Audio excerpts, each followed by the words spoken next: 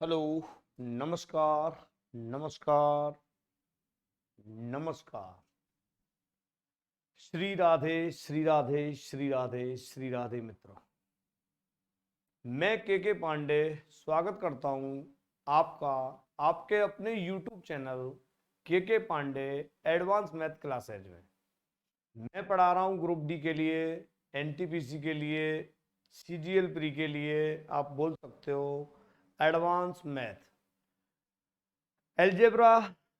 सबसे पहले मैं यहाँ पढ़ा रहा हूँ और उसके मैं 9 वीडियो डाल चुका हूँ और बेसिक से मैंने वो सब कुछ समझाया हुआ है। आप वहाँ मेरे बेसिक से सभी वीडियो देख लेना, पूरा क्लियर हो जाएगा। और आज पढ़ाने वाला हूँ मैं आपको इम्पोर्टेंट महत्वपूर्ण टॉपिक द्विघात समीकरण के मूलों का योगफल, गुणनफल निकालना, मूलों के वर्गों का योग निकालना।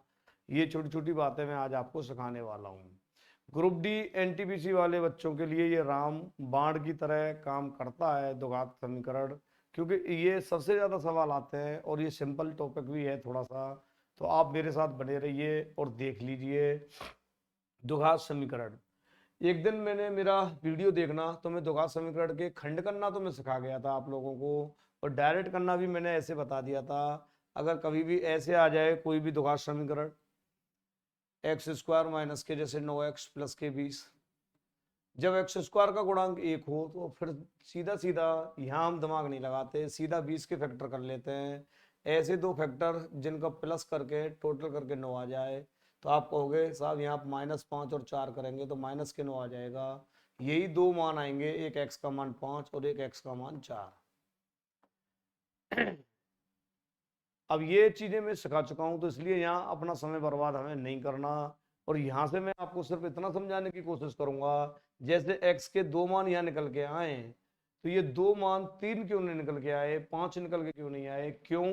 क्योंकि यहाँ द्विघात समीकरण का सिंपल सा मतलब यही होता है कि एक ऐसा समीकरण जिसकी चरराशि की अधिकतम घात 2 हो वह कहलाता है हमारा द्विघात समीकरण। द्विघात समीकरण का एक जो बेसिक फॉर्म है ए एक्स स्क्वायर, या व्यापक समीकरण कह लो बी एक्स प्लस के सी बराबर 0। कुछ इस तरीके से ये समीकरण हमें दिखाई पड़ता है।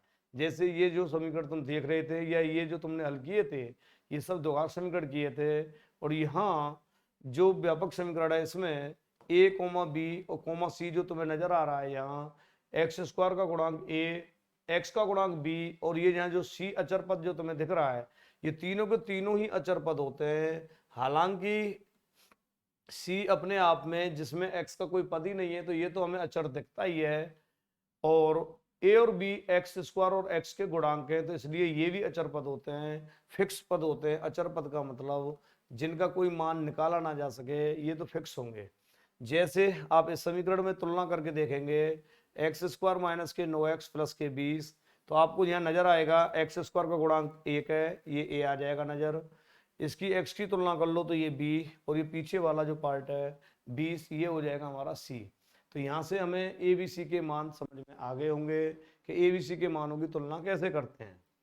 अब मैं आपको समझाने वाला ये हूँ कि अगर जैसे यही समीकरण है, अगर इसके x के मैक्सिमम दो मान निकल के आते हैं यहाँ, क्योंकि x की जितनी पावर होगी समीकरण में, ये तो चलो दो पावर है मैक्सिमम तो दो मान निकल के आएंगे। अगर त्रिघात समीकरण होता तो उसमें तीन पावर होती, त्रिघात समीकरण का मतलब, तो तीन मान x के निकल के आते। और एक ही मान है या एक ही घात है x की तो फिर वो एक ही मान निकल के आएगा, जिसे हम रैखिक समीकरण के नाम से जानते हैं। तो मित्रों यहाँ सबसे बढ़िया बात और समझने की बात क्या है कि x के जो मान निकल के आते हैं उन्हीं को कहते हैं मूल।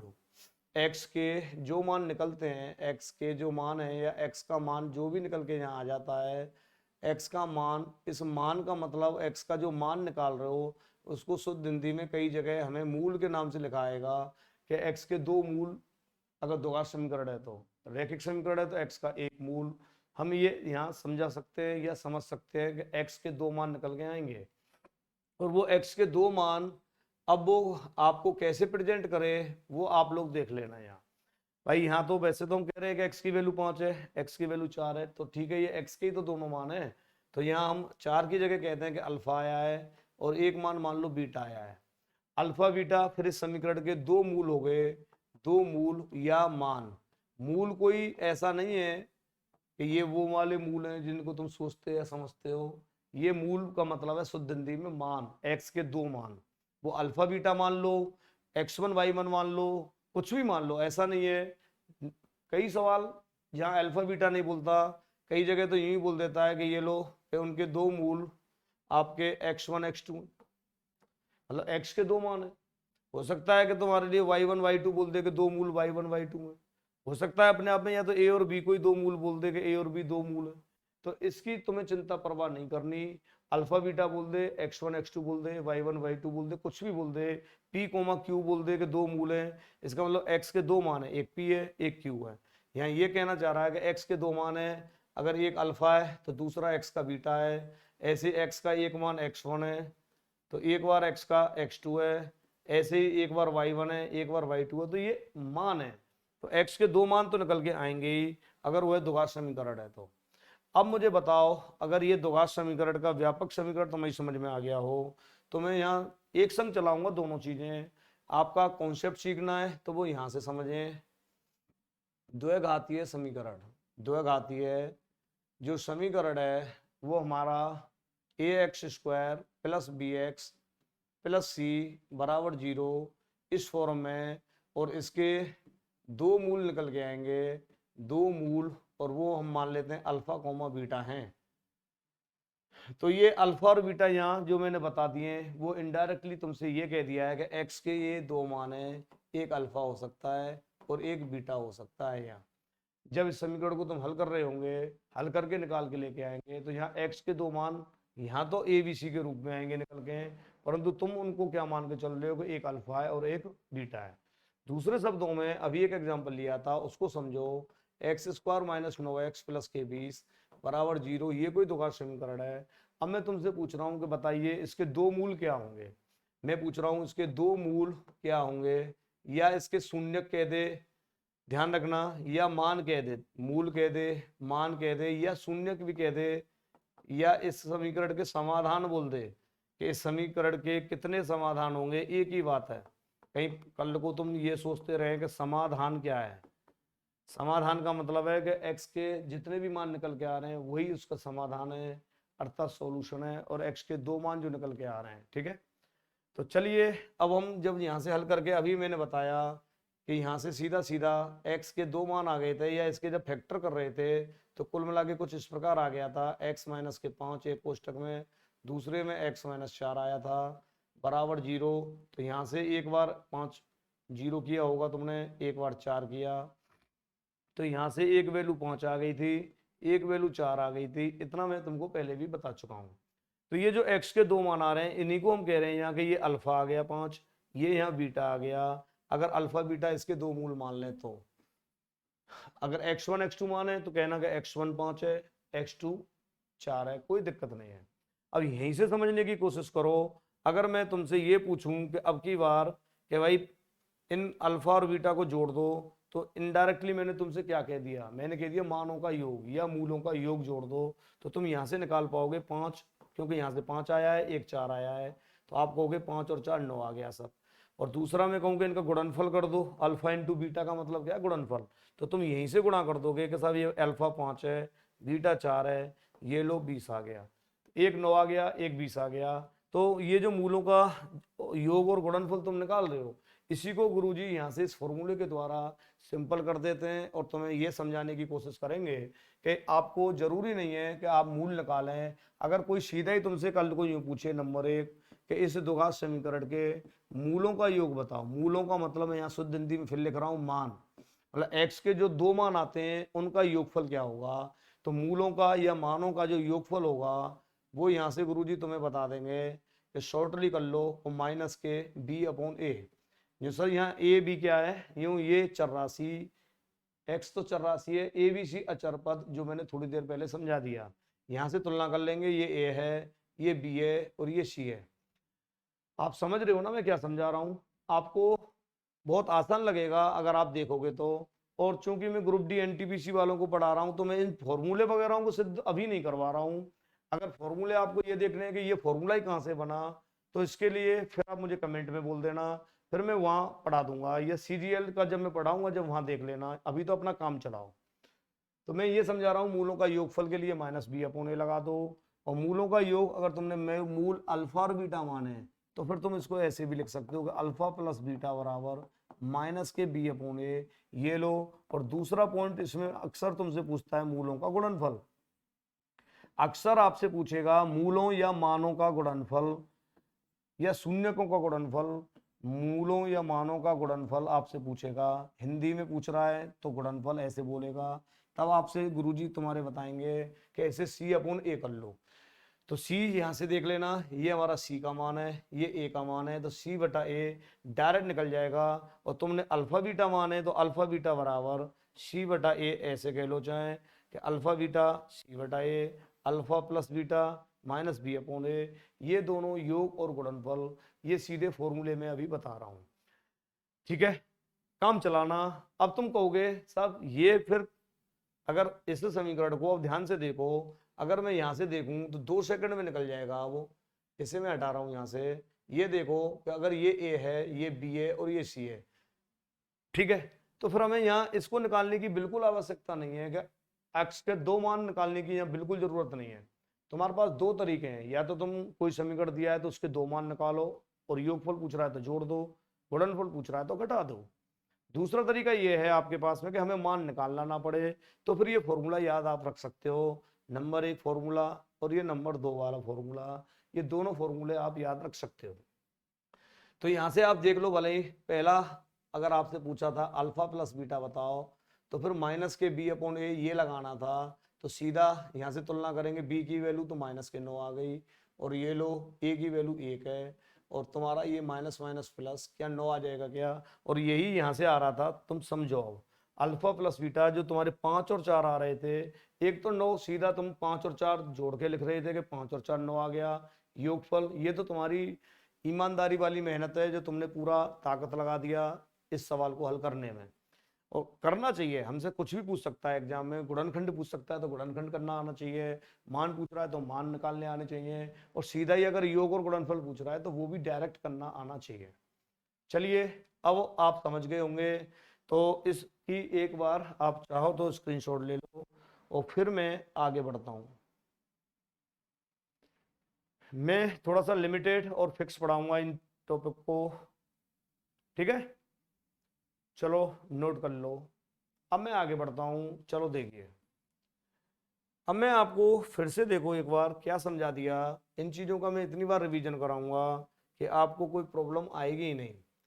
यहाँ से तो मैं एक बार आपके लिए ये द्विघातीय समीकरण में लिखता रहूंगा कि ये कोई द्विघातीय समीकरण है, ए x square plus B x plus के सी बराबर 0, और इसके 2 मूल अल्फा और बीटा हों, इसके 2 मूल अल्फा और बीटा हों, ठीक है। जो अल्फा और बीटा क्यों, मैंने पहले ही बोला x1 x2 मान लेना, वो तुम्हारे ऊपर है। तो इसकी 2 बातें आपको समझ में आ गई होंगी, एक अल्फा प्लस बीटा पूछे मतलब मूलों का योग पूछे तो माइनस बी अपॉन ए निकाल देना, दूसरा अल्फा इंटू बीटा पूछे तो सीधा सी अपॉन ए कह देना। ये 2 समीकरण बड़े महत्वपूर्ण है आपके लिए, ठीक है। अब आपसे अब मैं पूछूं नंबर 1, इसमें एक क्वेश्चन दे देता हूं फिर से कि एक्स स्क्वायर माइनस के 3x प्लस के 5, ठीक है। अब इसके मूलों का योगफल बताओ। सीधा सीधा मैं ये पूछ रहा हूं कि इसके मूलों का आप योगफल बताओ, तो क्या अभी आप निकाल पाओगे क्या? ये हाँ, क्योंकि अब वो हमसे अलग अलग मान नहीं पूछ रहा है कि एक्स के 2 मान बताओ, जब मूलों का योगफल पूछ रहा है तो फिर हम दिमाग क्यों लगाएंगे, फिर तो यहाँ एक है, ये तो ए हो गया, ये बी और ये सी, तुलना करना आप समझ गए होंगे। ये जो ए एक्स स्क्वायर है, ये जो ए दिया है ये बी है और ये सी है, इनकी हमने यहाँ से तुलना कर ली, और फिर इसमें रख दिया मूलों का योग पूछ रहा था अल्फा प्लस बीटा, मूलों का योग, मूलों का योग हमसे पूछ रहा है तो इसका फॉर्मूला होता है माइनस बी अपॉन ए। आप 2-3 बार फॉर्मूले को मेरे साथ साथ बोला करो, लिखा करो, तो ये अपने आप याद हो जाएंगे, और मैं खुद भी इतनी बार लिखाऊंगा कि माइनस बी अपॉन ए ही दिखेगा तुम्हें अब, ठीक है। तो माइनस के यहाँ से तुलना कर लो तो b की वैल्यू भी माइनस में, ध्यान रखना ये b की वैल्यू माइनस में, और ये पहले से ही माइनस है ये वाला, तो एक माइनस तो पहले ही लगेगा, एक माइनस के 3 वो दिया ही है, ए की वैल्यू 1 है तो क्या माइनस माइनस प्लस, ये 3 आ गया। क्या आपको ये बात समझ आ गई होगी। तो यहाँ से मूलों का योग पूछे तो ये लगाना माइनस बी अपॉन ए, और गुणनफल पूछे तो आप सी बटा ए ये लगा देना। पूछा नहीं है मैंने पर मैं पूछ लेता हूँ। लो अल्फा बीटा क्या होगा, तो आप कहना सी अपॉन ए। जैसा सी की वैल्यू यहाँ से देख लो, ये सी है, सी का मान 5 और ए की वैल्यू 1, तो ये लो ये 5 आ गया। इनसे ये फायदा होता है कि हमें अलग अलग मूल निकालने की आवश्यकता यहाँ नहीं है। ठीक है, फिर भी तुम्हें जरूरत है तो आप निकाल सकते हो, गुणनखंड विधि से निकालो या द्विघात समीकरण का एक और तरीका श्रीधाराचार्य नियम, उसी से ये फॉर्मूले बने हैं श्रीधाराचार्य रूल से। ठीक है, तो वो भी मैं थोड़ी देर में बताऊंगा। चलिए अगला देखिए। अब मैं आपसे एक छोटी सी बात पूछ रहा हूँ अगर आपको याद हो तो, क्या मैंने तुमको ऐसी चीजें पढ़ाई हैं क्या, x प्लस 1/x संख्या हो, ठीक है, और दूसरी कहानी x इंटू 1/x निकालते हैं तो वो गुणांक आ जाता है निकाल के, यहाँ से 1 आ गया गुणांक। ठीक है, तो क्या मैंने कभी ये पढ़ाया है क्या x square plus 1/x square का मान क्या होगा, तो आप कहोगे संख्या का वर्ग माइनस के 2 इंटू गुणांक। मेरा कहने का मतलब आप इसका इस्तेमाल कर सकते हो। और यहाँ से आगे अब द्विघात समीकरण में इन्हीं चीज़ों को बताने वाला हूँ। मैं ये कहना चाह रहा हूँ कि ये जैसे अगर तुमसे मैं पूछूं कि x प्लस वाई बराबर 5 है और x इंटू वाई बराबर मान लो 7 है, तो फिर मुझे स्क्वायर में वैल्यू बताओ x square plus y square. तो आप इसके लिए एक तो अपना सीधा बेसिक फॉर्मूला लगाओ ए प्लस बी का होल स्क्वायर वाला, या अब आप इतने ट्रेंड हो चुके होंगे मेरे साथ पढ़ते पढ़ते इतने दिन से कि अगर ये तो हमेशा संख्या माना करो और गुणा वाली चीज को गुणांक, प्लस या माइनस में कोई दिया है तो वो तो संख्या है, परंतु इनटू में गुणनफल में जो दिया है x गुणा वाई, गुणनफल का नाम से ही समझ में आ जाता है कि गुणनफल मीन्स गुणांक, तो वो गुणांक है। फिर स्क्वायर पूछे तो संख्या का वर्ग माइनस के 2 इंटू गुणांक, ये फॉर्मूला आपको याद हो तो। अगर स्क्वायर पूछ रहा है तो, अगर क्यू पूछे तो क्यू निकाल दो, तो यहाँ से ये तुम्हारे सब मान निकलते चले जाएंगे। संख्या का क्यू माइनस के 3 गुणा संख्या इंटू गुणांक। मैं तुमको द्विघात समीकरण पढ़ा रहा था और साथ ही साथ मैं तुमको यहाँ इन चीजों पर इसलिए लेकर आया हूँ कि अब सवाल इन्हीं से रिलेटेड बनेंगे मूलों वाले सवालों में। ठीक है, तो ये आप देख रहे हो इस तरीके से हम फटाफट फटाफट कर देंगे। जो संख्या का वर्ग, जो 5 का वर्ग, माइनस के 2 इंटू गुणांक 7, ये लो 25 में से 14 घटा दो, समझ में आ जाएगा क्या 11 बच गया। ऐसे हमारे आंसर निकलते चले जाएंगे। ठीक है, तो ये ऐसी बातें मैंने क्यों सिखाई है आप देखो समझो। एक काम करो, अगले पेज पर काम करते हैं। ये लो अगर मैंने तुमसे अगले 10 मिनट में कहानी खत्म होने वाली है 100% इनकी इनसे रिलेटेड सवालों की। मैंने कोई क्वेश्चन दे दिया आपको और मैंने बोल दिया कि भाई देखिए एक्स स्क्वायर प्लस के मान लो 4x प्लस के 5, चलो इस तरीके से मैंने कोई द्विघात समीकरण दे दिया और मैंने पूछा कि भाई इसके दो मूल समीकरण के दो मूल अल्फा और बीटा हों, दो मूल अल्फा और बीटा हों, तो अब मैं तुमसे नंबर 1 ये पूछ रहा हूं कि मुझे alpha square plus beta square बताओ। मेरा कहने का मतलब है alpha square plus beta square मतलब जो मूल हैं उनके वर्गों का योग। अब एक तरीका तो ये है कि अल्फा बीटा दो मूल है मतलब एक्स के दो मान है ये अल्फा और बीटा, तो आप एक्स के दो मान यहाँ से निकाल लो फिर रख दो।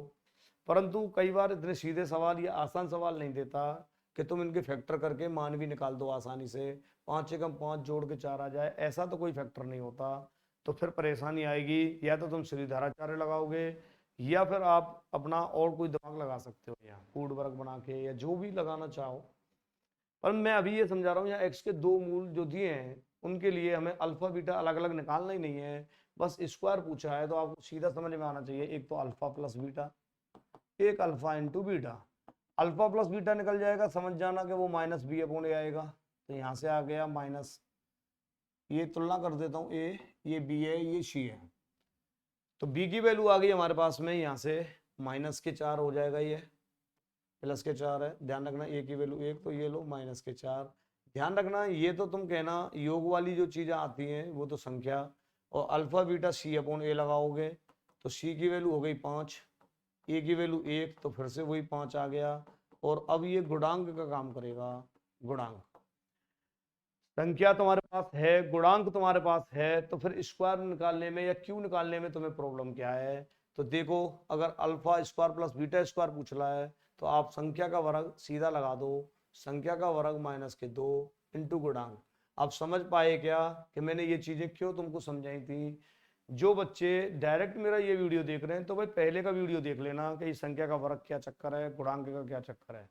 तो यहाँ से जो तुमने योग निकाल दिया था वो तो संख्या का काम करेगा, -4 का होल स्क्वायर -2 इंटू गुणांक की जगह 5 आ जाएगा, 5। अब इसे हल कर लो, 4 का वर्ग 16 और 5 दूनी 10 और 16 में से 10 गए तो ये लो 6।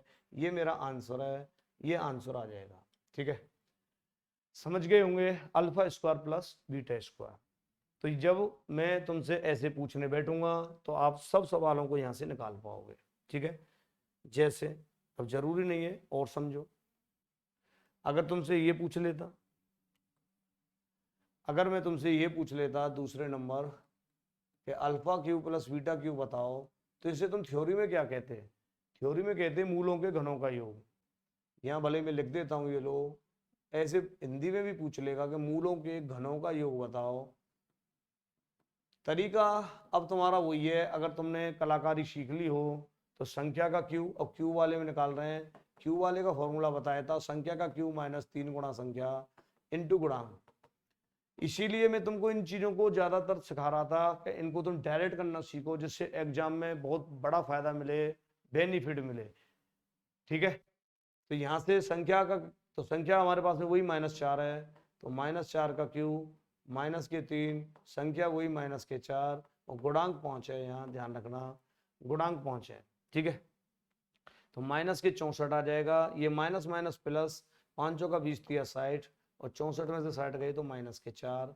ये मेरा आंसर आ जाएगा। ये मैंने alpha Q plus beta Q निकाल दिया। ऐसे ही तुम्हारी इच्छा हो कुछ भी निकाल लो, कुछ भी का मतलब कुछ भी यहाँ निकल जाएगा। ठीक है, दोबारा से एक बार फिर से समझो, अगले पेज पर मैंने क्या समझा रहा हूँ। मैं आपको ये समझा रहा हूँ, अगर तुम्हारे पास कहीं भी अल्फा प्लस बीटा अगर आ जाए तो उसे तो कहना संख्या, और अल्फा इंटू बीटा आ जाए उसे कहना गुणांक। न्यू सा अल्फा प्लस बीटा कैसे आएगा वो तो मैंने अभी बताया, द्विघात समीकरण में जब तुम करके देखोगे तो -b/a जो तुम्हारा निकल के आता है -b/a, ये तो संख्या का काम करेगा और ये c/a गुणांक का। अगर अल्फा बीटा दो मूल हैं तो फिर तुमसे यहाँ कुछ भी पूछता रहेगा। जैसे हो सकता है कि मैं पूछ लूँ व्युत्क्रम का योगफल। अब थ्योरी में जैसे मैं पूछूंगा कि व्युत्क्रमों का योगफल बताओ मूलों के, यहाँ लिख देता हूँ लो, ये किसके व्युत्क्रम पूछेगा? मूलों के। मूलों के व्युत्क्रम का योगफल क्या होगा? तो आप समझ जाना कि मूलों का पूछ रहा है, और मूल कौन कौन से? Alpha beta. दो मूल कौन से हैं बेटा? यहाँ ये दो मूल हैं, अल्फा और बीटा, ये द्विघात समीकरण के दो मूल हैं मान लो। ठीक है, तो व्युत्क्रम का मतलब है उल्टा करना। व्युत्क्रम मतलब उल्टा, प्रतिलोम, मतलब 1/अल्फा प्लस 1/बीटा, ये हमसे पूछा है नंबर 1। दूसरा, अगर मैं तुमसे कहूं कि मूलों का अंतर बताओ, अब समझना मूलों का अंतर, तो अंतर पूछे तो समझ जाना कि अल्फा माइनस बीटा पूछ रहा है, और अल्फा माइनस बीटा पूछ रहा है तो डायरेक्ट फॉर्मूला हमारे पास कोई नहीं होता, सिर्फ द्विघात समीकरण में ये दो स्टार्टिंग फॉर्मूले मिलते हैं हमें, एक योगफल वाला एक गुणनफल वाला। एक तो मूलों का योगफल वाला, एक हमसे गुणनफल वाला मिलता है। ये देख लो मैंने कितनी बार तुमको बता दी कि योगफल मतलब संख्या, गुणनफल मीन्स गुणांक। अब तुम 1:1 लगा सकते हो यहाँ निकालना हो तो, यहाँ इसे हल करना हो तो ये तो देखो इसे तो हल करोगे क्या, ये तो सिंपल है, समझ गए होंगे। अल्फा बीटा एलसीएम, यहाँ से इनका गुणा कर लो, बीटा प्लस अल्फा। अब बीटा प्लस अल्फा तो हमारा वहां से आ ही जाता है -b/a, और अल्फा बीटा आ जाएगा c/a। ए से ए कट जाएगा -b/c। आप ऐसे भी कह सकते हो। ठीक है, डायरेक्ट कहना हो तो एक तरीके से इसे फॉर्मूला मान लो, तो ऐसे कह देना कि -b/c। मूलों का अंतर जब भी निकालेंगे तो 1:1 लगा देना। और 1:1 वाला अगर आपको याद हो तो, कि माइनस निकाल लें तो अंडर रूट लगा के -4 तो करते ही है इंटू गुणांक, और यहाँ संख्या का स्क्वायर। ये सब संख्या क्या है, ये लो, संख्या की जगह तो ये रखना और गुणांक की जगह c/a रखना। ठीक है, यहाँ आपको दे देगा, संख्या निकल के आ जाएगी, गुणांक, और इनको आप लगा देना। ये हमारे पास में मूलों का अंतर हो गया। मैं क्या समझा रहा हूं कि जब ये दो चीज हमारे हाथ लग जाएं तो तुम सब कुछ निकाल सकते हो द्विघात समीकरण में, फिर आपको कोई डरने की जरूरत नहीं है। अब बताओ, अब मैं तुमसे पूछूं तीसरे नंबर, फिर से बताओ, alpha square plus beta square, फिर मैं पूछ रहा हूं, तो क्या मैं यहाँ इनडायरेक्टली तुमसे मूलों के वर्गों का योग पूछ रहा हूँ क्या? जो हाँ सर, मूलों के वर्गों का योग आप पूछ रहे हो, तो इसका कोई डायरेक्ट फॉर्मूला नहीं होगा। जब भी स्क्वायर में पूछ रहा है संख्या, और वो तो हमें पता ही है, तो हम वही लगाएंगे, कौन सा? संख्या का वर्ग माइनस के 2 करो, और गुणांक को लगाना मत भूल जाना। गुणांक क्या है यहाँ? अल्फा इंटू बीटा वाला। ठीक है, घनों का योग पूछे, घनों का अंतर पूछे, घनों का पूछ ले, वर्गों का अंतर पूछ ले, कुछ भी पूछ ले आपसे, अब आपको कोई परेशानी नहीं होगी। ठीक है, शुद्ध थ्योरी में देके पूछ ले, इन्हें बहुत सारे बनेंगे टाइप, आपको ऐसे जरूरत तो है नहीं। अब तो सवाल देगा तो तुम 100% निकाल पाओगे। चलिए अगला, नेक्स्ट, अब एक बार और रिवीजन कराता हूं और एक क्वेश्चन देता हूं। देखिए मैं आपसे पूछ रहा हूं क्वेश्चन कि कोई द्विघात समीकरण है मेरे पास,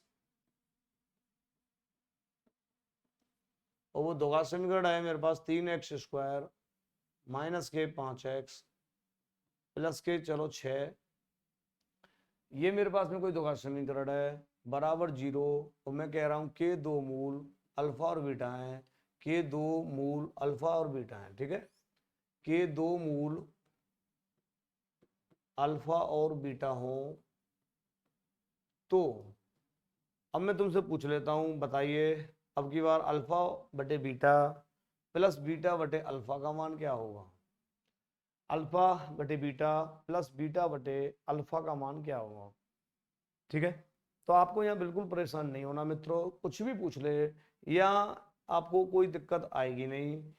देखिए सबसे पहले तो यहाँ से तुलना करके ए बी सी, आप अल्फा प्लस बीटा निकालो, जो सा माइनस के बी अपॉन ए, तो माइनस के 5, और ए की वैल्यू 3 है, minus minus plus 5/3, alpha into beta, जो सर सी बटा ए, सी की वैल्यू 6/3, और ये लो 2, ये तो गुणांक है।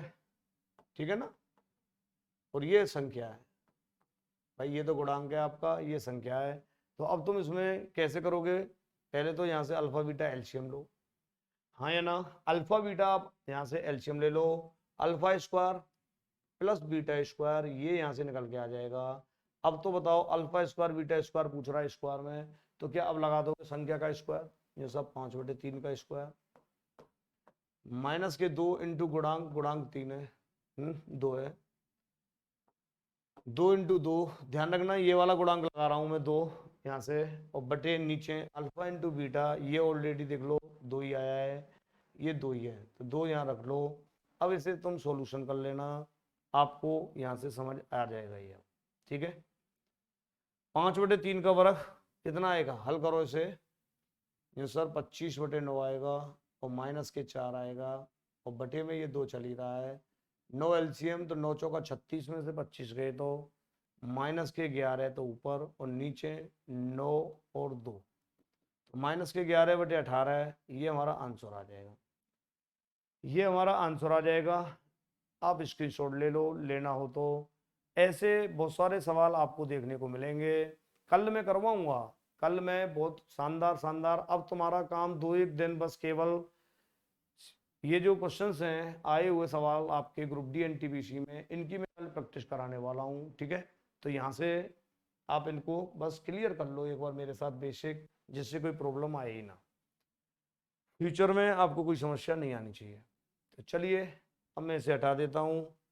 अब आपको एक और चीज समझनी है।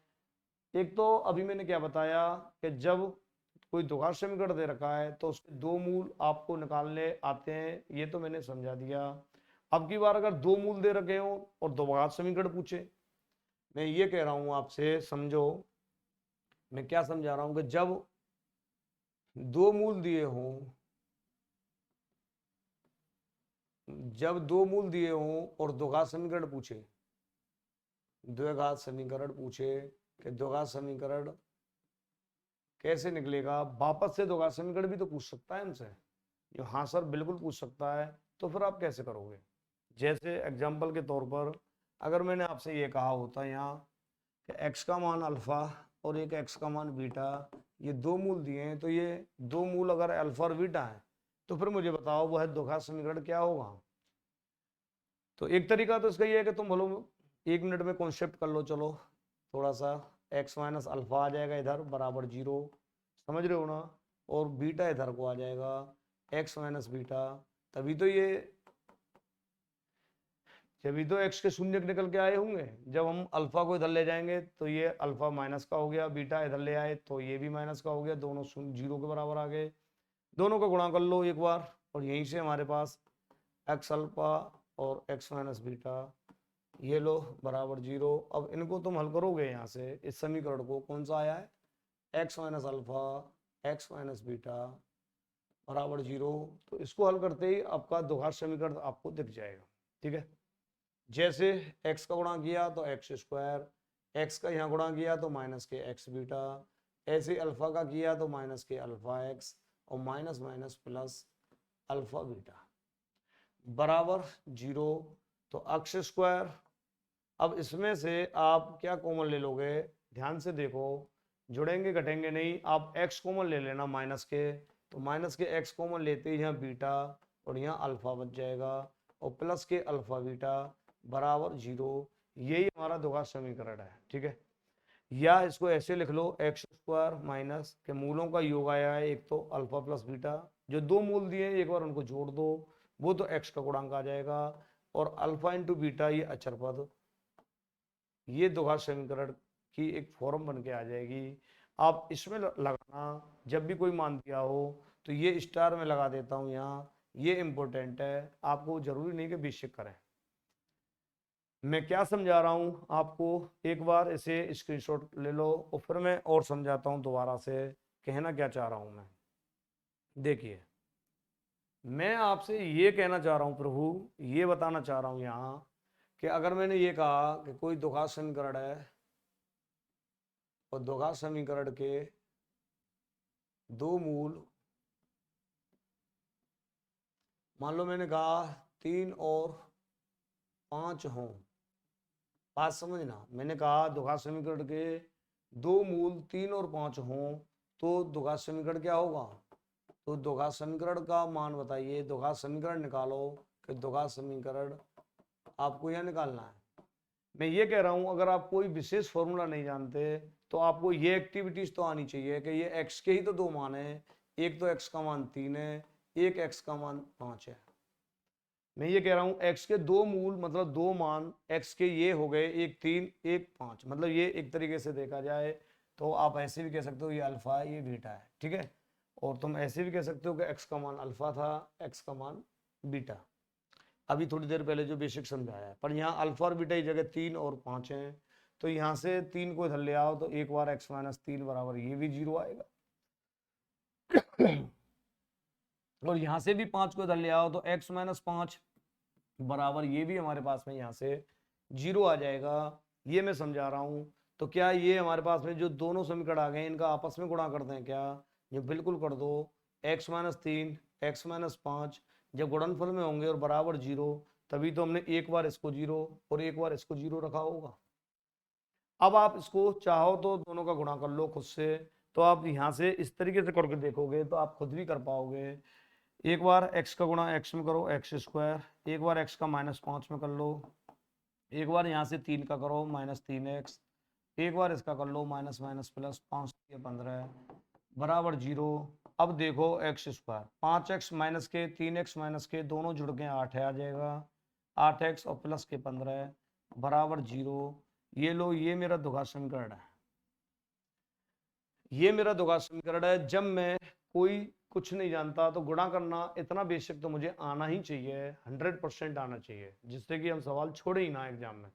फिर भी मैं ये कहूंगा जब दो मूल अल्फा बीटा दिए हों, जब दो मूल ऐसे करना अल्फा और बीटा दिए हों, जब दो मूल अल्फा और बीटा अगर हमारे पास में यहाँ दिए हों तो 101% आप द्विघात समीकरण का जब भी फॉर्मूला लगाओगे, द्विघात समीकरण ठीक है, शॉर्ट में लिख दिया है द्विघात समीकरण का। तो ये फॉर्मूला लगाना एक्स स्क्वायर माइनस एक बार अल्फा प्लस बीटा दोनों को जोड़ना इंटू एक्स, एक बार गुणनफल करना और बराबर 0। तो यहाँ अल्फा की वैल्यू एक तो 3 है और एक 5 है। मैं क्या समझा रहा हूँ, अल्फा की वैल्यू 5 और बीटा अल्फा की 3 बीटा 5 यहाँ रख दो। तो यही आ जाएगा एक बार 3 एक बार 5, ये लो एक्स, और एक बार अल्फा इंटू बीटा 3 गुणा 5। तो यहाँ से एक्स स्क्वायर माइनस 5 और 3 आपको सर 8x आ गया और 5 दिया 15 और बराबर 0। तो क्या ये दोनों सेम आ रहे हैं? क्या आपने भी शिक्षित किया था, यहाँ मैंने सीधा फॉर्मूले में लगा दिया, फिर भी सेम आ रहे हैं और सेम ही आएंगे ये, ठीक है, सेम ही आएंगे। परंतु मैं ये समझाना चाह रहा हूँ कि आपको ये फॉर्मूला भी समझ में आना चाहिए, आना चाहिए। कई बार ऐसे भी सवाल हमसे एग्जाम में पूछे जाते हैं, हमसे बोल देता है कि एक्स के दो मूल ये हों तो इनके दो समीकरण क्या होंगे, क्या होंगे, ठीक है। चलिए स्क्रीनशॉट ले लो, एक बार इसको फिक्स कर लेना। दोघात समीकरण बनाने का, जब दो मूल दिए हों तो दोघात समीकरण कैसे बनाएंगे। इसके बाद में आपको एक एग्जाम्पल मैं इसके ऊपर यहाँ समझा देता हूँ, ठीक है। चलिए देखिए, या एक काम करो, आप इसको तो ऐसे ही रहने दो, नेक्स्ट पेज पर काम करो तो ज़्यादा ठीक है। ये लो अगला। अब मैं तुमसे ये कह रहा हूँ, अब ध्यान से देखना और समझना। अब मैंने कोई क्वेश्चन ऐसे दे दिया आपसे कि भाई यदि एक समीकरण दिया है, दोघात समीकरण, ठीक है, एक्स स्क्वायर माइनस के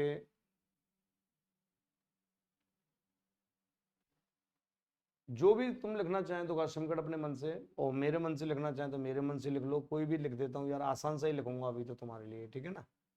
तो चलो यहाँ से मैं ऐसे लिख देता हूँ 3x प्लस के 2 बराबर 0 के दो मूल अल्फा बीटा हो, के दो मूल अल्फा और बीटा हो, तो वह समीकरण ज्ञात करो, वह द्विघात समीकरण निकालना है तुम्हें, वह द्विघात समीकरण निकालो जिसके दो मूल, जिसके दो मूल अल्फा स्क्वायर बीटा स्क्वायर हो, ठीक है। ये हमसे ऐसे कह रहा है, मतलब वह समीकरण निकालना है आपको जिसके दो मूल अल्फा स्क्वायर और बीटा स्क्वायर। तो अब मुझे बताओ, क्या इसमें मैंने एक संग दो सवाल मिक्स कर दिए क्या? एक तरफ तो मैंने उधर तो अल्फा और बीटा दो मूल दे दिए इस वाले समीकरण के, परंतु अब की बार ऐसा समीकरण पूछ रहा हूं कि जिसके मूल अल्फा स्क्वायर बीटा स्क्वायर हो। तो आपको यहाँ ये फॉर्मूला लगाना है द्विघात समीकरण का, अभी जो बताया था द्विघात समीकरण का, x square minus alpha plus beta. ध्यान रखना अल्फा की जगह मैंने अल्फा स्क्वायर दिया है, तो यहाँ ये alpha square plus beta square हो जाएगा इंटू एक्स, और एक बार इन दोनों का गुणनफल करना, ठीक है ना, ये अल्फा बीटा ही है ये। तो अल्फा स्क्वायर बीटा स्क्वायर और इज इक्वल टू 0। अब तुम्हें इस समीकरण को निकालना है, तो इससे पहले यहाँ आपको अल्फा प्लस बीटा और ये निकालना आना चाहिए, इतना तो आपको आना चाहिए। ये ए है, ये बी है, और ये हमारे पास यहाँ सी है। तो यहाँ से अल्फा प्लस बीटा जैसे ही तुम निकाल लोगे कि माइनस के बी अपॉन ए, ये याद है ना, मैं कितनी बार लिख दूंगा, ये तो तुम कल्पना भी नहीं करोगे। बार बार लिखूंगा, 1000 बार लिखूंगा, कोई परेशानी नहीं है, आप डायरेक्ट लिखा करो। माइनस बी की वैल्यू -3, और ये लो, ये 3 आ गया, माइनस माइनस कट गया, और अल्फा इंटू बीटा यहाँ से सी बटा ए आ जाएगा। सी की वैल्यू 2 है और 1, और ये लो, ये 2 आ गया। मैं ये समझा रहा हूँ, ये तो संख्या है, ये हमारा गुणांक है। संख्या और गुणांक पर क्या तुम अब यहाँ से ये दोनों चीज निकाल लोगे क्या? Alpha square plus beta square ही तो निकालना है, निकाल के इधर रख देना, और यहाँ से ऐसे निकल जाएगा। ये मैंने कई बार समझा दिया है, alpha square plus beta square. Square पूछे तो संख्या का वर्ग -2 इंटू गुणांक, और क्यू पूछे तो संख्या का क्यू -3 गुणा संख्या इंटू गुणांक। तो संख्या का स्क्वायर यूं 3 का स्क्वायर, ध्यान रखना ये संख्या है, संख्या का स्क्वायर, ठीक है, संख्या का स्क्वायर 3 का स्क्वायर माइनस के 2 इंटू गुणांक। ध्यान रखना ये 2 और फिर ये वाला गुणांक है, ये 2 तो ये क्या 9 माइनस के 4 5 आ जाएगा क्या? ये हाँ सर बिल्कुल आ जाएगा। तो यहाँ से alpha square plus beta square की वैल्यू बच्चों ये निकल के आ गई।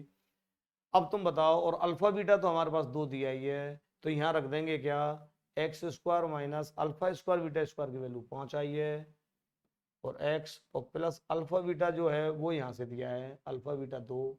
तो 2 तो रखेंगे ही, स्क्वायर और लग रहा है तो स्क्वायर लगा देना, बराबर 0। ये आ गया x square minus 5x plus के 4 बराबर 0। ये दो घात समीकरण बनेगा। ये लो, ये हमारा आंसर है। तो एक ही सवाल में मैंने दोनों चीज मिक्स करके दे दी, समझा दिया। आप चीजों से भाग नहीं सकते, सीखने से डर नहीं सकते। आपको ये सब चीजें बहुत आसान लगने लगेंगी।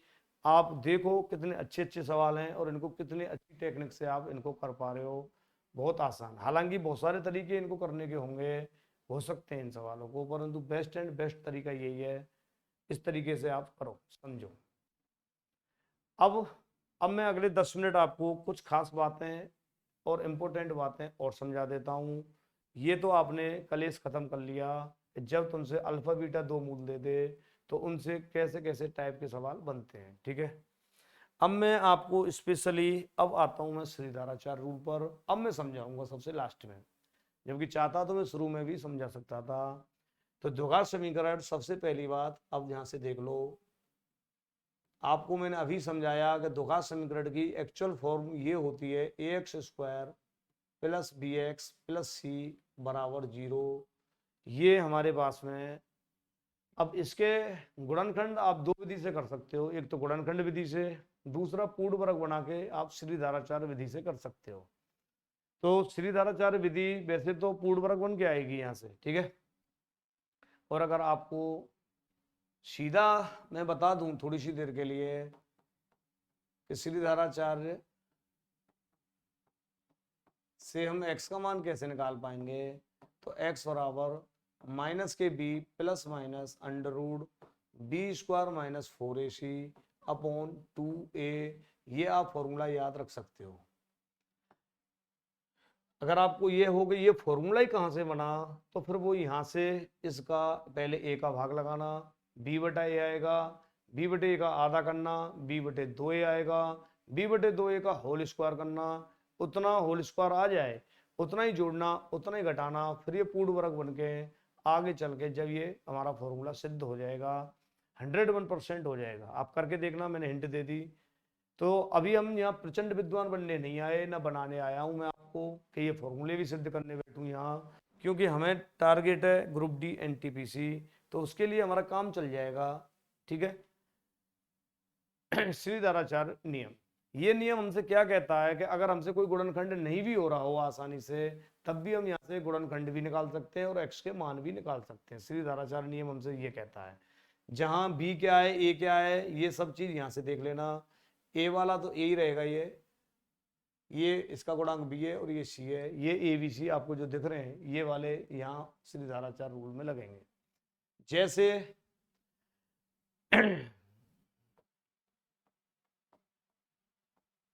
जैसे अगर मैं आपसे ये कहूँ थोड़ी सी देर के लिए कि एक्स स्क्वायर माइनस के 5x माइनस के 24 बराबर, ये कोई द्विघात समीकरण दिया है और इसके दो मूल निकालो, x के दो मान निकालो। हालांकि ये 24 एकम 24 और 8 तिया 24, तो 8 और 3 निकल के आ जाएंगे, ये मौखिक है।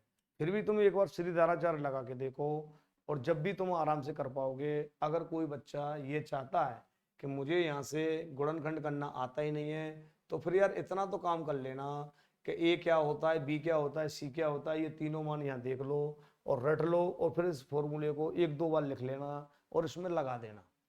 तो यहाँ से x बराबर क्या कह रहा है, माइनस के b। तो यहाँ मैं लिख देता हूँ तुम्हारे समझाने के लिए। एक बार a का मान 1 आया है, तुलना करके b की वैल्यू -5 है और c की वैल्यू -24 है। अब ये वैल्यू यहाँ रखते जाओ। जो सब माइनस तो पहले से ही लग रहा है फॉर्मूले में, हाँ, और b का मान और है तो -5 plus minus under root b square -5 का स्क्वायर करेंगे -4 ac। ए का मान तो 1 है और सी का मान यहाँ माइनस के, ध्यान रखना, ठीक है ना। इसको मैं हटा देता हूँ यहाँ, गुणा -24 है, ये ध्यान रखना। और बटे, अब तुम यहाँ से देखो 2a 2 गुणा a की वैल्यू 1 है। अब तुम ऊपर हल कर लो आराम से, अगर कर पाते हो तो x की वैल्यू माइनस माइनस, ये माइनस है ये भी माइनस है, तो माइनस माइनस कट जाएंगे, प्लस का 5 प्लस माइनस अंडर रूट 25 आएगा, -5 का स्क्वायर तो, और यहाँ से माइनस माइनस प्लस, और 24 चौका 96, और बटे नीचे 2। अब तुम 25 और 96 जोड़ दो तो क्या ये 121 आ जाएगा क्या? मैं ये पूछ रहा हूँ। 5 प्लस और माइनस अंडर रूट, अब तुम 6 और 5 11 है, 9 2 11 और 1 12 है, अगर 96 में 25 जोड़ोगे तो 121 आ जाएगा, बटे 2। ये लो 5 प्लस माइनस 121 का वर्गमूल मित्रों हमारे पास 11 है, और बटे 2।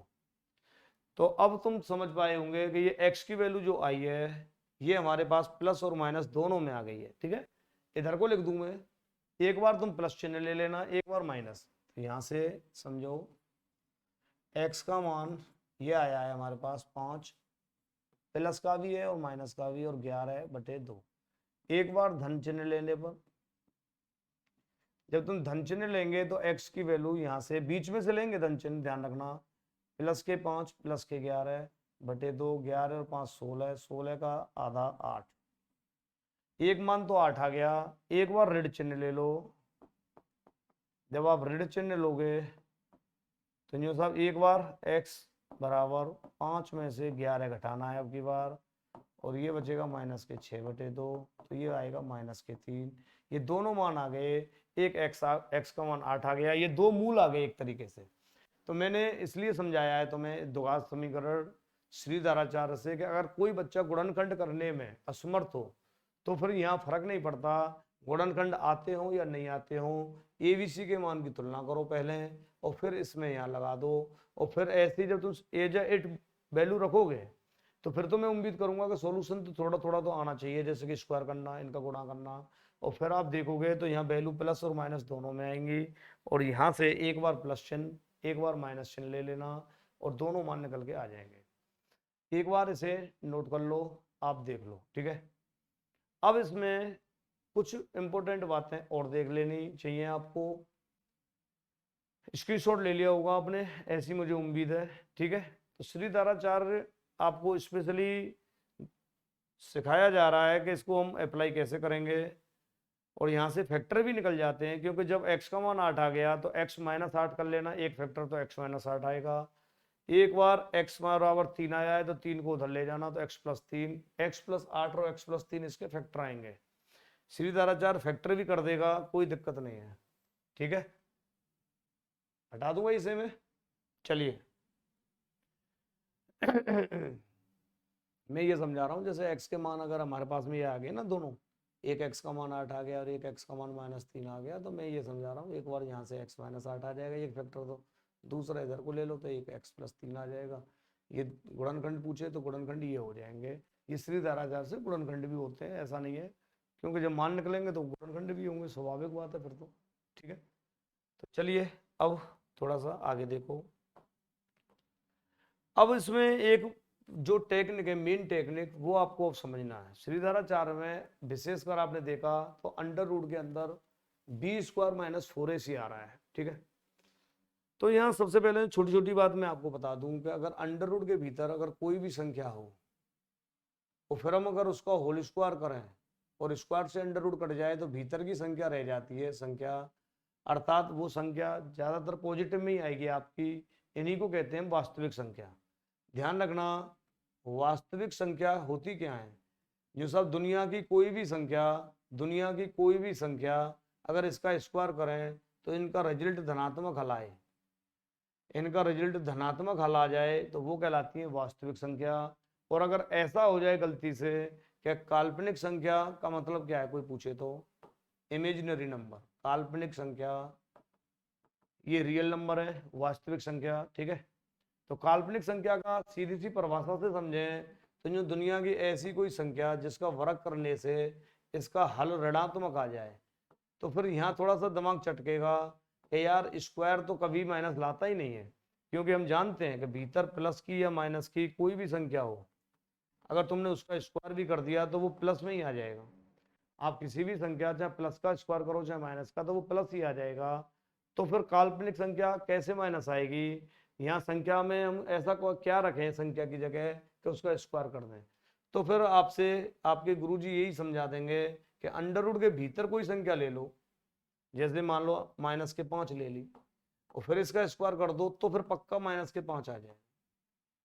फिर तो ये पक्का -5 आ जाएगा। तो इसका मतलब अंडर रूट के भीतर जितनी भी संख्या है, अंडर रूट के भीतर चाहे वो -1 हो, चाहे अंडर रूट -2 हो, चाहे अंडर रूट -3 हो, चाहे अंडर रूट -4 हो, मैं ये समझा रहा हूँ ये सब की सब जितनी भी संख्याएं मैं लिख रहा हूँ, इनका मतलब है काल्पनिक संख्या में लिख रहा हूँ, इमेजिनरी नंबर।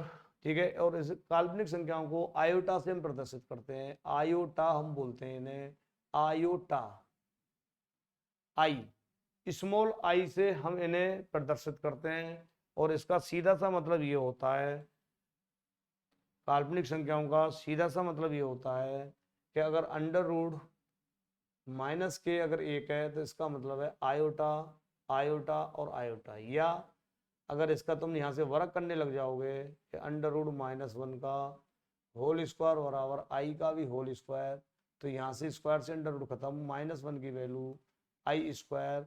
तो कोई तुमसे पूछ ले कल को आयोटा का स्क्वायर क्या होता है, तो आप कहना -1।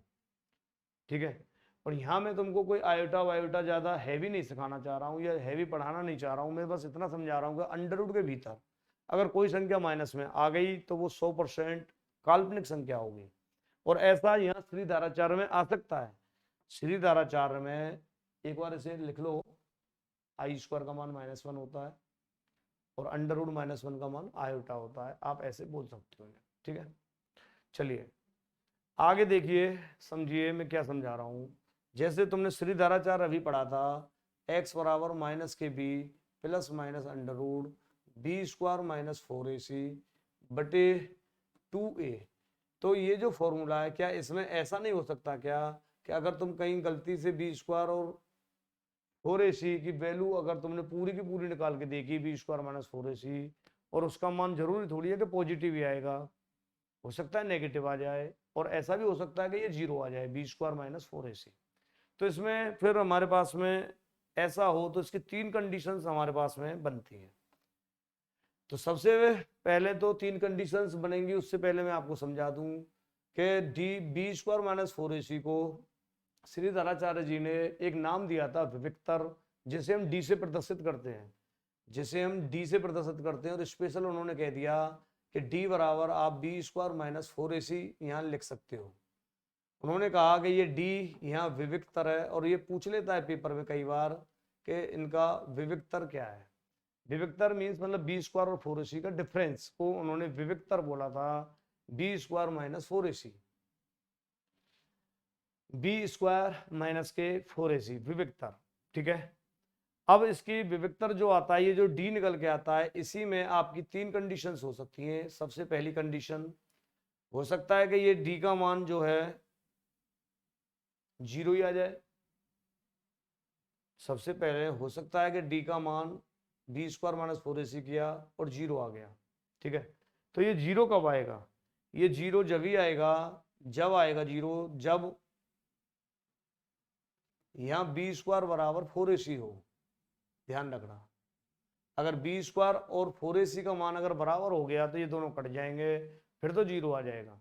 अगर ऐसी कंडीशन में अगर 0 आ गया तो फिर गुरुजी ने आपको समझाया कि ऐसी स्थिति में जो 2 मूल निकलते हैं हमारे, 2 मूल जिनको मान बोलते हैं, वो सदैव सदैव या हमेशा वास्तविक और अलग, वास्तविक और समान होंगे। वो दोनों मूल फिर कैसे होंगे? वास्तविक और समान निकल के आएंगे, मतलब एक जैसे होंगे वो, पक्का ये कंफर्म है। ये उन्होंने समझा दिया जब d बराबर 0 आ जाए। दूसरी कंडीशन उन्होंने समझाई गुरुजी ने, अगर भाई तो ऐसा हो कि d का मान 0 से बड़ा आ जाए, मतलब 0 से बड़ा आ जाए तो इसका मतलब है d धनात्मक होगा। यहाँ d धनात्मक होगा यहाँ अगर 0 से बड़ा है तो। ठीक है, चलो देखिए, ये कह रहा हूं मैं, ये जो d है अगर 0 से बड़ा है तो कन्फर्म है कि यहाँ d का मान धनात्मक होगा, d धनात्मक होगा। और डी अगर धनात्मक होगा तो ये ऐसा जब ही संभव होगा जब बी स्क्वायर का मान बड़ा हो 4ac छोटा हो, या इसको दूसरी भाषा में यहाँ ऐसे भी कह सकते हैं कि बी स्क्वायर बड़ा हो 4ac से, तो ऐसा हो जाएगा कि डी धनात्मक हो जाएगा। तो फिर हम ऐसी स्थिति में हमेशा क्या कहते हैं, ऐसी स्थिति में हमेशा हम ये बोलते हैं फिर कि दो मूल जो हमारे होते हैं, दोनों मान या दोनों मूल हमेशा वास्तविक तो होंगे ही, वास्तविक तो होंगे ही, दोनों मान वास्तविक तो होंगे ही, और साथ ही साथ ये अलग अलग होंगे, समान नहीं होंगे बल्कि अलग अलग होंगे, असमान, अलग अलग कह लो, अलग अलग। इसे साफ दिख रहा है क्या?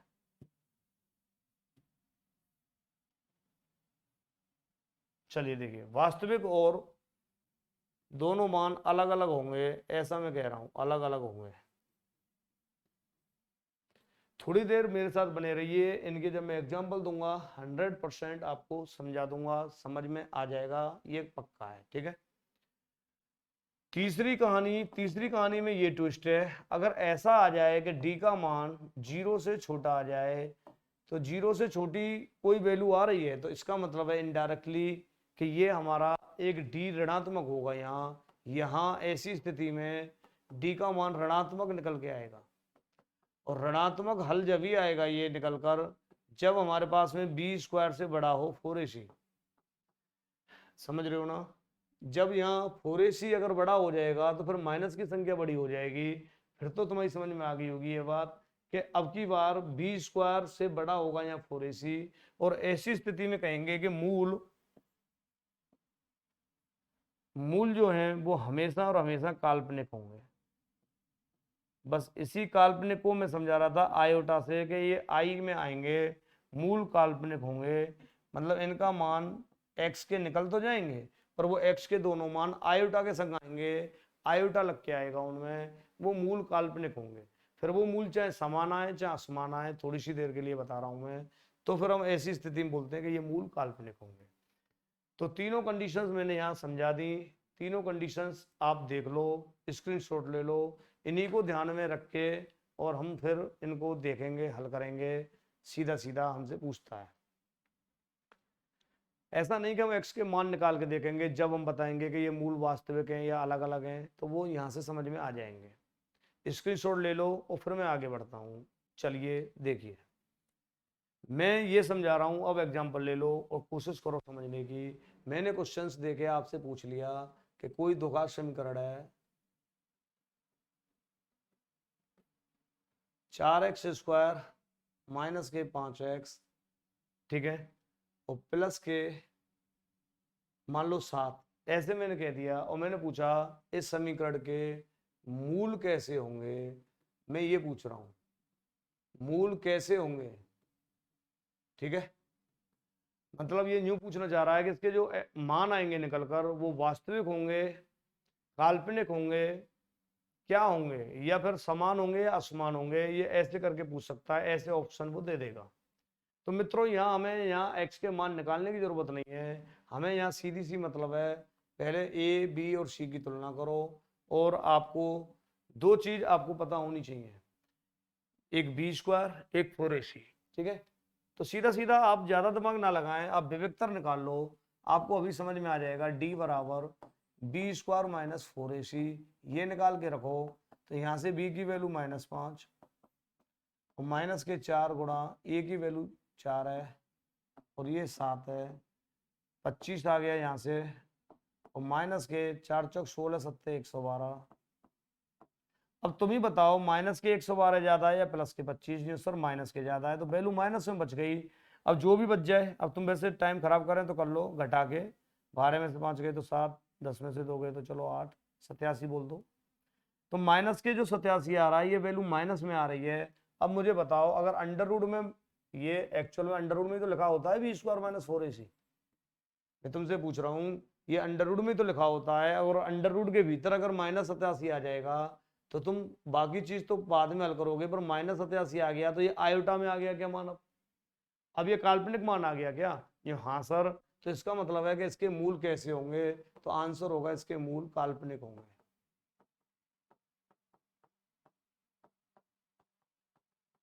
तो आप बी स्क्वायर माइनस 4ac निकाल के देखो, उसी से समझ में आ जाएगा कि क्या कंडीशन है। समझ रहे हो ना? तो मैं क्या समझा रहा हूं, अगर इसकी वैल्यू सीधी सी बात है 0 आ जाए तो मूल समान होंगे, धनात्मक आ जाए तो मूल वास्तविक और अलग अलग होंगे, और माइनस में आ जाए ये वैल्यू तो काल्पनिक होंगे। ये तीन बातें आपको समझ में आनी चाहिए। मैं क्या समझा रहा हूं फिर से समझ लो कि डी बराबर, अगर कोई बी स्क्वायर माइनस 4ac निकाल के देख लेता है बच्चा, और उसको मान लो 0 निकल के आ गया इसका हल, तब तो सीधी सी बात है इसके मूल वास्तविक प्लस समान। दूसरी बात, अगर इसके धनात्मक हल आ गया, प्लस में आ गया, प्लस में, तो फिर कहना कि मूल वास्तविक तो होंगे ही परंतु असमान होंगे, अलग अलग। और अगर तीसरा रिजल्ट मान लो माइनस में आ गया, ये हल निकल के ये प्लस में आ जाए, माइनस में आ जाए, तो फिर तो काल्पनिक कहना सीधा। काल्पनिक मतलब आयोटा आई के रूप में फिर ये आंसर छूट जाएंगे। ये मैं तुमको समझा रहा हूं, यही तुम्हें प्रैक्टिस बार बार करनी है, और कुछ नहीं है। ठीक है, देखिए जैसे मैंने अब की बार क्वेश्चन कह दिया, और इनके ऊपर बहुत अच्छे अच्छे अप्रोच के सवाल बनते हैं, ध्यान रखना। एब्सेंट रखता है कुछ ना कुछ, के का मान अक्सर इनमें पूछता है। कल कराऊंगा वो सब सवाल में टोटल। अब कल से मेरी प्रैक्टिस शुरू हो जाएगी, क्वेश्चन ही क्वेश्चन कराने वाला हूं मैं 1-2 दिन, बस इसके बाद अलजेब्रा खत्म, और फिर हमारा ट्रिग्नोमेट्री स्टार्ट हो जाएगा। ठीक है, चलिए देखिए, मैंने कहा कि ये कोई समीकरण है एक्स स्क्वायर माइनस के, ठीक है, 6x प्लस के 9, ये कोई समीकरण है, के मूल कैसे होंगे, के मूल पूछ रहा है, के मूल कैसे होंगे, के मूल कैसे होंगे। ये यूं नहीं पूछ रहा है कि इसका मान निकालो, तुम निकाल भी सकते हो, मैं इतने आसान दे रहा हूं यहाँ। तो फिलहाल तुम्हें ज्यादा दिमाग नहीं लगाना, बस केवल यहाँ से ए, यहाँ से बी, और जब यूं पूछे मूल कैसे होंगे तो इसी बात पे ध्यान लगाओ कि डी क्या निकल के आएगा। जैसा डी बराबर बी स्क्वायर माइनस 4ac, ये लो बी की वैल्यू तो -6, तो -6 का स्क्वायर, 4 गुणा ए की वैल्यू 1 है, और यहाँ से सी का मान 9 है, तो माइनस का स्क्वायर करेंगे तो प्लस में 36, और यहाँ 9 चौका 36, 36 से 36 खत्म, 0 आ गया, डी का मान 0। अब मुझे बताओ, अगर डी का मान 0 आ जाए तो इसका मतलब क्या है? आपको मैं पूछ रहा हूँ कि डी का मान अगर 0 आ जाए तो इसका सीधा सा मतलब क्या है? ठीक है, आप कहोगे सर डी का मान 0 आ गया तो मूल वास्तविक तो है ही साथ समान भी होंगे। इसका मतलब है इसके दोनों मान समान आएंगे निकल के, चाहे तुम देख लेना, ये x-3 का होल स्क्वायर बनेगा, तो x का मान दोनों जगह से 3 ही निकल के आएगा। इनको कहते हैं मूल समान, x के दोनों मान समान हो जाना मूल समान कहलाता है। ठीक है, तो सबसे बढ़िया तो तरीका यही है, जब तुमसे ये पूछे मूल कैसे होंगे, या दूसरी कंडीशन मूल ये 0 कब आता है, तो जब आता है जब बी स्क्वायर और 4ac बराबर आ जाए। तो सर यहाँ वैसे ही तुम ऐसे भी करके देख सकते हो, 6 का स्क्वायर बराबर 4 गुणा, ठीक है, ए की वैल्यू 1 और सी की वैल्यू 9, तो यहाँ से -6 का वर्ग 36, 9 चौका 36, तो ऐसे भी कह सकते हो 36 बराबर 36 आ रहा है। चलो मूल वास्तविक और काल्पनिक, वो वास्तविक और समान होंगे।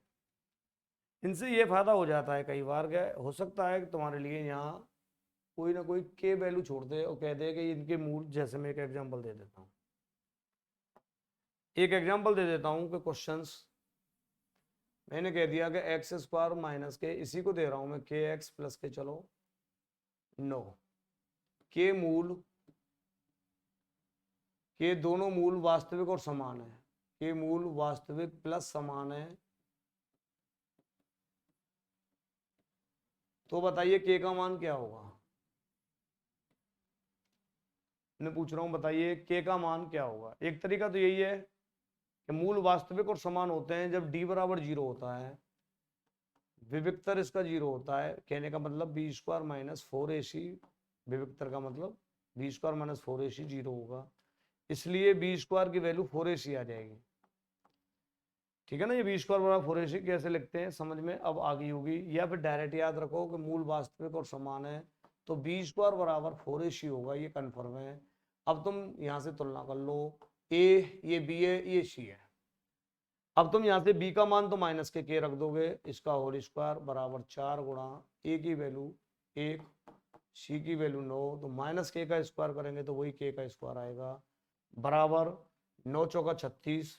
तो यहाँ से के का मान ध्यान रखना, अंडर रूट जब तुम 36 निकालोगे तो फिर ये प्लस और माइनस दोनों में आ सकता है निकल के, प्लस का भी 6 आ सकता है और मित्र माइनस का भी 6 आ सकता है के का मान निकल कर।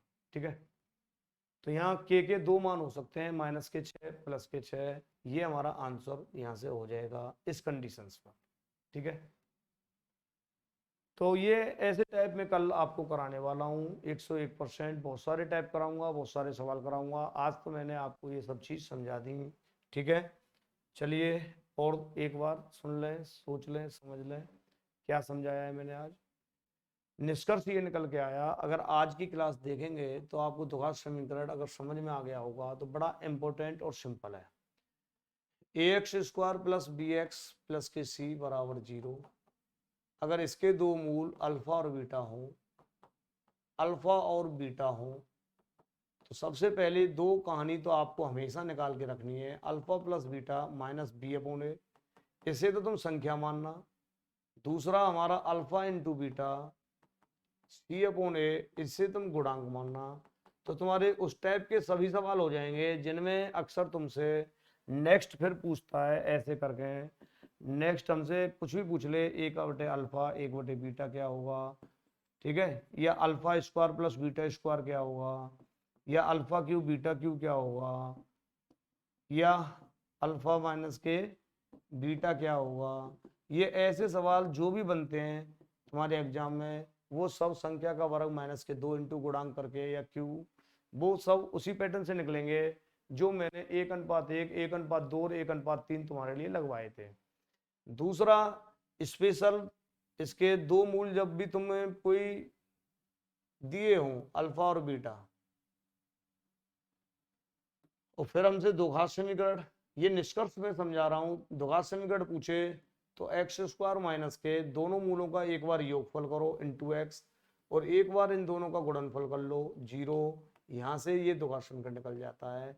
अब अल्फा बीटा दो मान देगा, कुछ भी दे दे, जैसे अल्फा की वैल्यू 5 दे दे, बीटा की वैल्यू 6 दे दे, अल्फा की वैल्यू कुछ भी 1/y दे दे, बीटा की वैल्यू 1/z दे दे, कुछ भी दे दे वो, तो यहाँ से हम अल्फा प्लस बीटा और अल्फा इंटू बीटा रख के द्विघात समीकरण निकाल लेते हैं। ठीक है, तीसरी कंडीशन मैंने आज आपको समझाई कि अगर इस तरीके से श्रीधाराचार्य भी आप देखोगे तो ये श्रीधाराचार्य नियम हमारा गुणनखंड भी करके देता है और साथ ही साथ एक्स के मान भी निकाल देता है किसी भी समीकरण के, चाहे हमें फैक्टर करना आता हो या नहीं आता हो।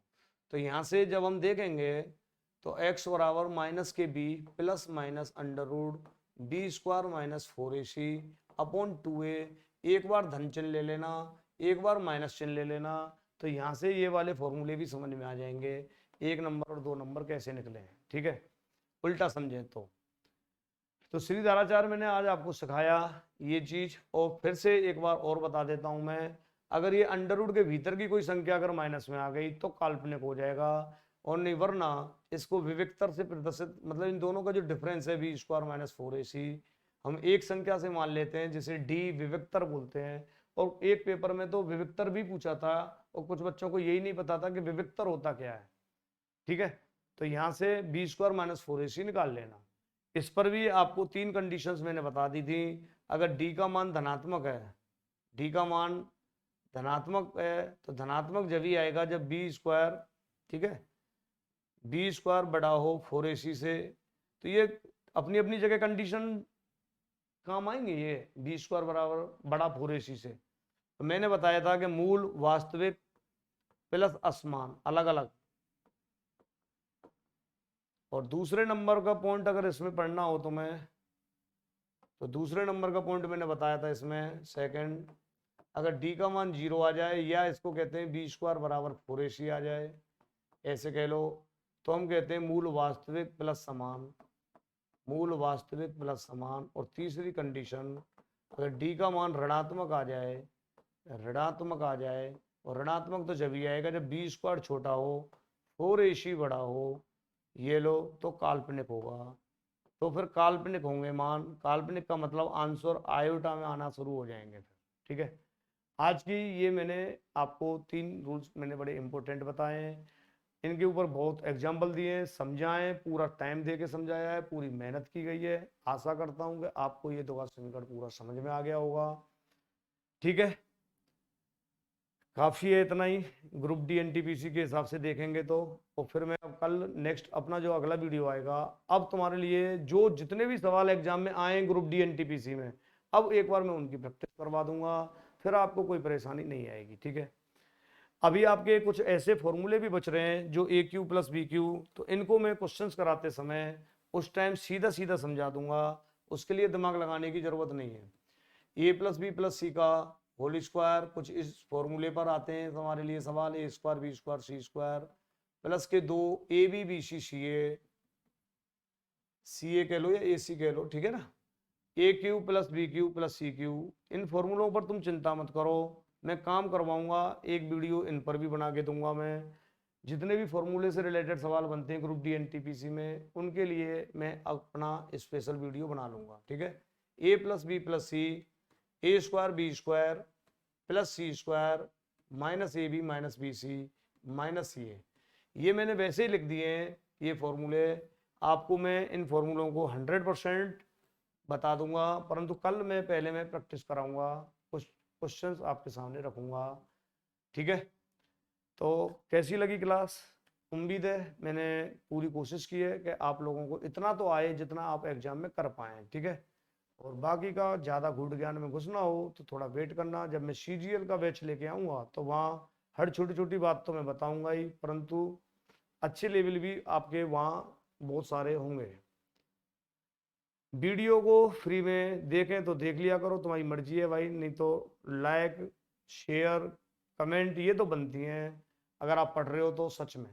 ठीक है, शेयर करना, लाइक करें तो कर देना, कमेंट करें तो कर देना। आज के लिए इतना ही काफ़ी। Okay, bye bye, take care, love you दोस्तों, मस्त रहो, खुश रहो, आज़ाद रहो, आबाद रहो। जय हो प्रभु, श्री राधे राधे। हर गुल में गुल खिले, हर गुल महक दे आपको, हम तो देने के काबिल ही क्या, देने वाला खुशियां हजार दे आपको। ये एक छोटी सी बात है, छोटी सी बात है।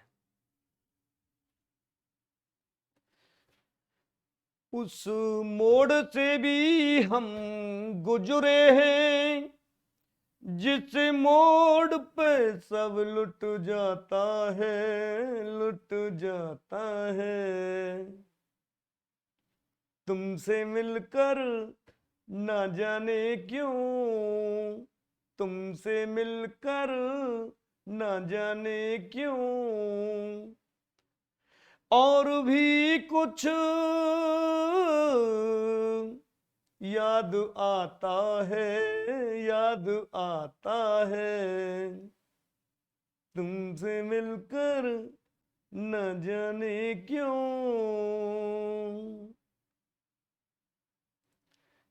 एक तेरे सिवा इस दुनिया की हर चीज अधूरी लगती है। तुम पास हो मेरे आ जाते, नजदीक भी दूरी लगती है। जय हो प्रभु, Shri Radhe Radhe. Good night, good night, good night. गुनगुना देता हूँ बेटा, बुरा मत मानना, आदत है, अच्छी आदत है, आप भी गुनगुनाया करो, मस्त रहो, खुश रहो।